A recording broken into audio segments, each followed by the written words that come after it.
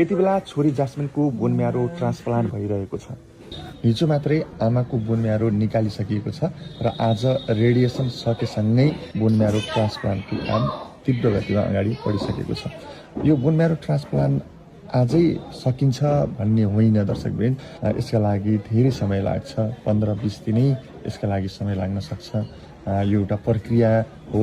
आज अलिकति काम होला, भोलि अलिकति काम होला, त्यस्तै गरी यसको लागि झन्डै 15-20 दिन लाग्छ र अस्पतालको बसाई अथवा पूर्ण रूपमा रोग निको हुनका लागि 6-7 महिना लाग्न सक्छ। त्यसबाट बचाउनुपर्छ भनेर डाक्टरहरूले पनि भन्नुभएको छ।